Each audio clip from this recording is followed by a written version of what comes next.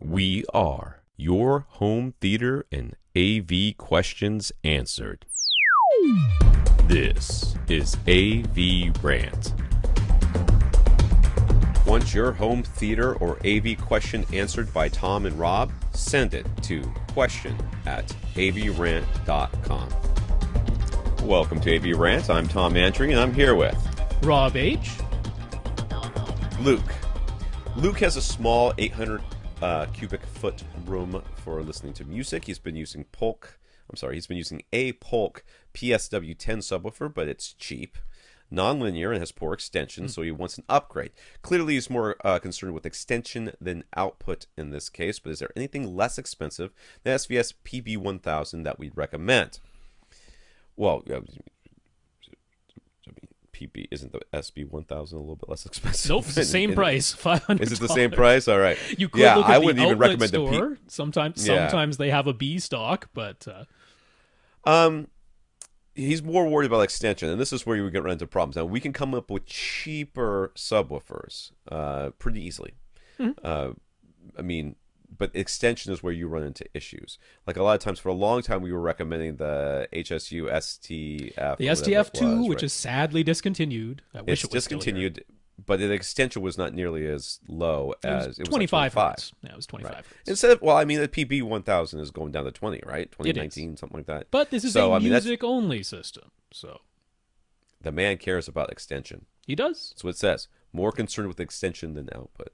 So that's where we run into a little bit of issues. Your value propositions are usually going to be with getting the best extension for the least amount of money is in the SVS early range and perhaps HSU, I'm guessing. Yeah, and well, HSU's VTF-1 Mk3, which is now their smallest, least expensive model, it's $400, but there is $50 of shipping on top of that. So you're only saving $50 versus the SVS, because the SVS is $500 but has free shipping.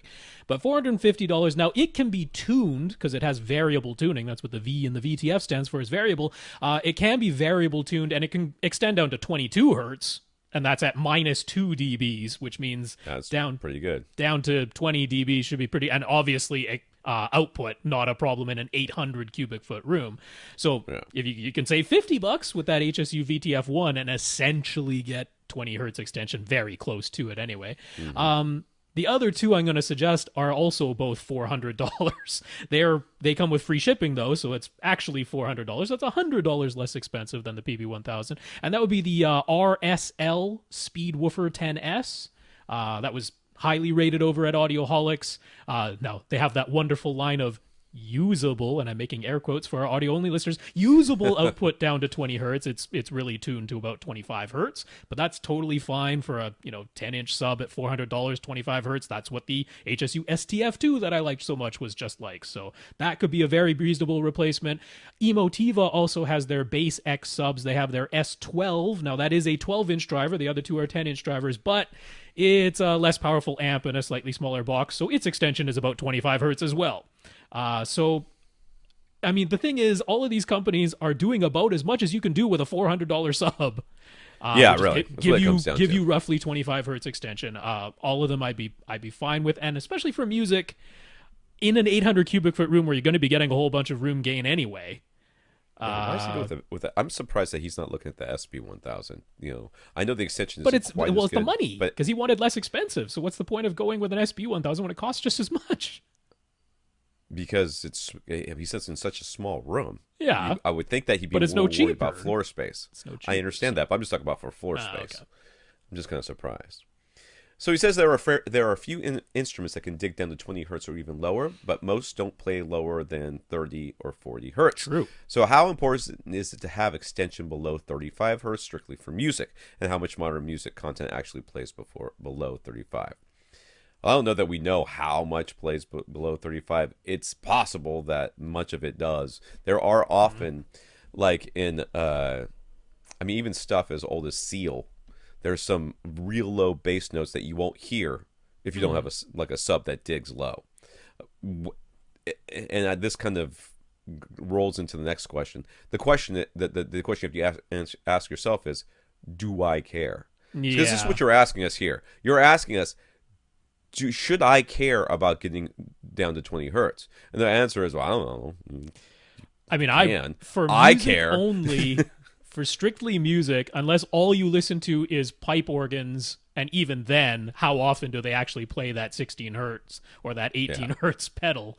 Very rarely are they actually making use of that pedal. So, I mean, electronic music, almost nothing below 35 hertz. That's the lowest note on a stand-up bass, or a piano doesn't even play that. That's 36 point whatever hertz, the lowest note on a piano. So, I mean, yeah, I'm not too worried for music only getting right down to 20 hertz. If you can get solidly to 35 hertz, and hey, that PSW 10 sub from Polka, that thing rolls off about 45, so you're missing a whole bunch.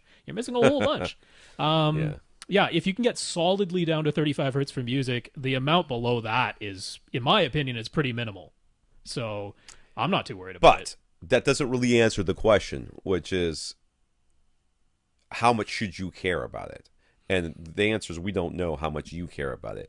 Rob doesn't care that much about it.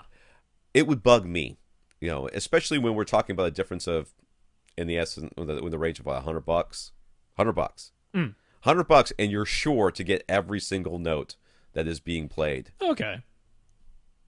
Versus, saving $100, and there's this thing in the back of your head that says, I wonder if there's something down there. I wouldn't want to put that in someone's head. Well, I'm just saying.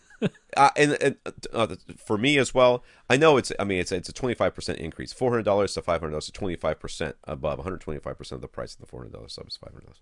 I, at the same time, would make the argument that you're buying a sub that you will be able to roll into a home theater system, perhaps in the future.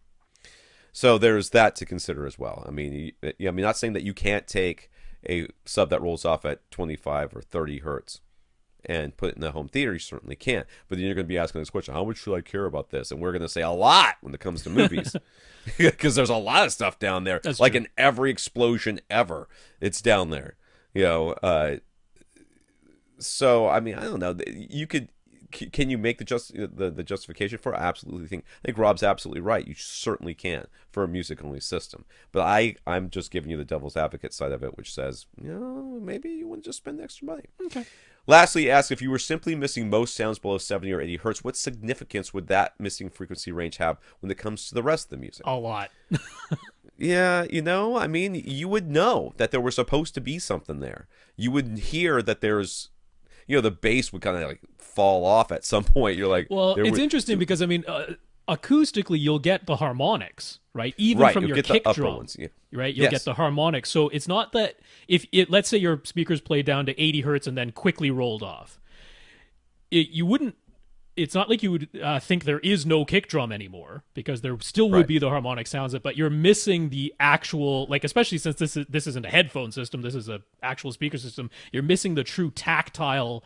It's not going to thump you in the chest like the 40 hertz, 45 hertz thump of a kick drum would in real life. That is just, it's not being played. So to me, that's really significant. Not having anything play below 80 hertz to me is not a pleasant way to listen to music. I want that stuff there because that's important.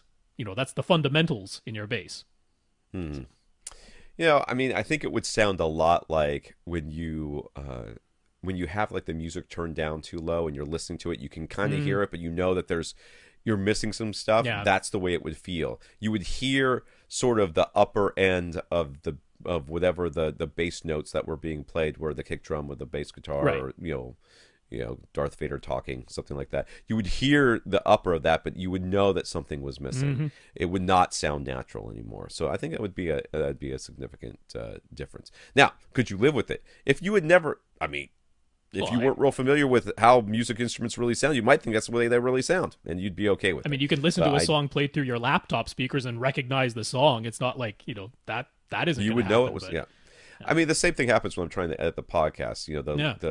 The old, intro to this podcast, I couldn't, on my computer speakers, I couldn't hear the bass line at all. Right. I knew it was there. I mean, you could kind of hear something going on, but you couldn't hear the notes.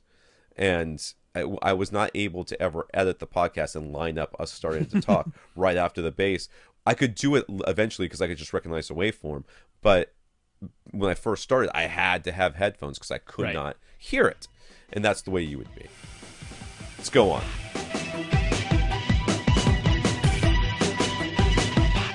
Want your question answered? Send it to question@avrant.com.